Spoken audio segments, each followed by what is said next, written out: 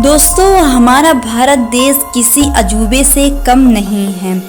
अगर हम अपने भारत के प्राचीन इतिहास की ओर देखें तो हमें प्रत्येक तरह की धर्म, संस्कृति और वेशभूषा देखने को मिलती है और हमें एक से बढ़कर एक किले और महल भी देखने को मिलते हैं। लेकिन अगर हम इसमें कुछ रहस्यमयी किलों के बारे में बात करें तो हमारा सबसे पहले जो ध्यान है वो भानगढ़ किले की ओर जाता है। भानगढ़ का किला सभी हॉन्टेड किलों में से सबसे टॉप नंबर पर आता है।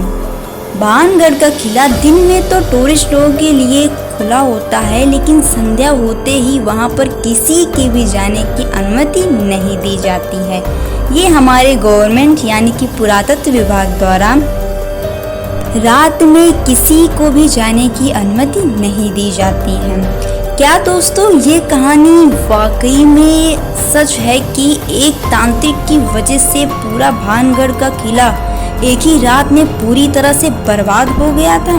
तो चलो दोस्तों, आज हम लोग जानेंगे भानगढ़ किले से जुड़े बहुत सारी रहस्यमयी बातें। तो हेलो दोस्तों, आप सभी का स्वागत है आपके अपने YouTube channel the history of India में।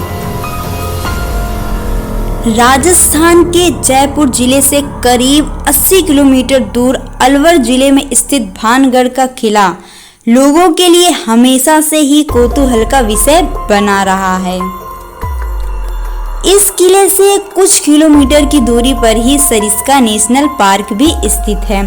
किले के अंदर आपको कई मंदिर भी देखने को मिलेंगे, जिसमें भगवान सोमेश्वर, गोपीनाथ, मंगला देवी और केशव राय के मंदिर प्रमुख हैं। इन मंदिरों की दीवारों और खंभों पर की गई नक्काशी से अंदाजा लगाया जा सकता है कि ये समूचा किला कितना खूबसूरत और भव्य रहा होगा।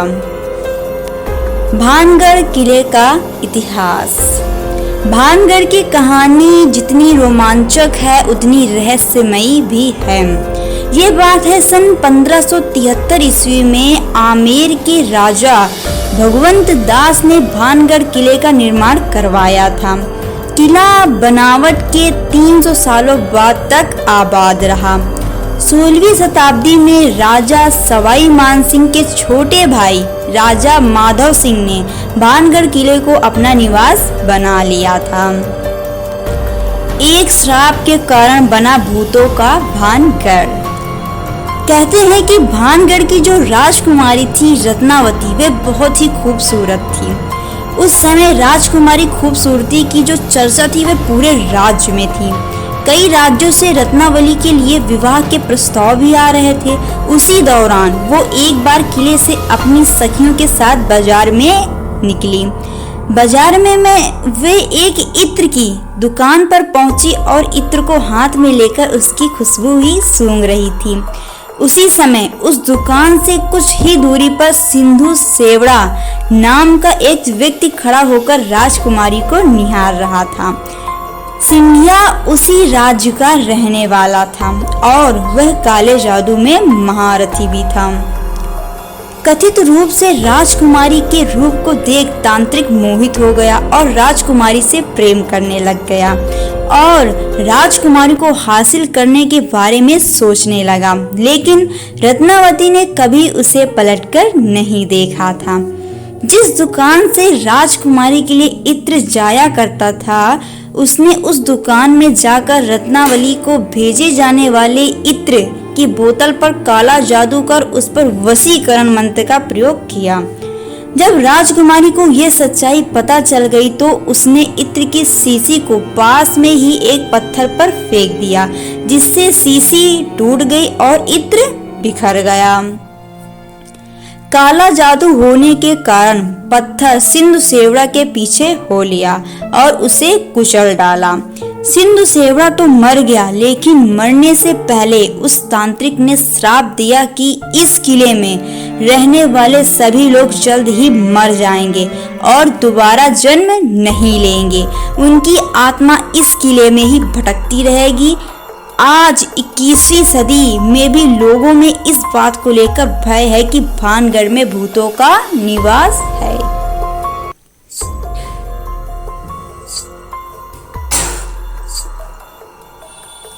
सूर्यास्त के बाद प्रवेश निषेध।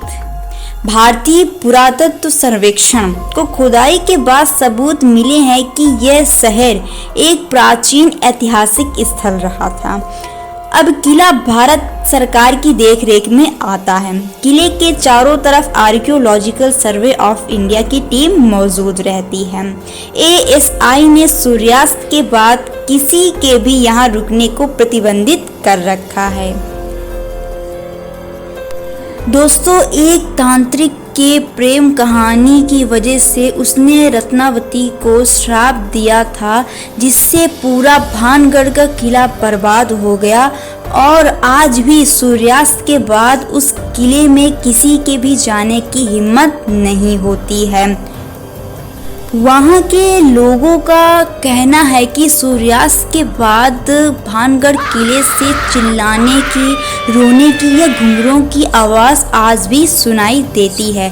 तो दोस्तों, आप लोगों का क्या मानना है भानगढ़ किले के बारे में, हमें कमेंट सेक्शन में लिख के ज़रूर बताइएगा। तो दोस्तों, आज की वीडियो में इतना ही। मैं जल्दी हाजिर होंगी फिर इसी तरह के एक नए ऐतिहासिक वीडियो के साथ, जहाँ पर हम लोग कई सारे इतिहास के राज का पर्दा उठाएंगे और करेंगे बहुत सारी महत्वपूर्ण बातें। तो दोस्तों, तब तक के लिए दीजिए हमें इजाजत। शुक्रिया।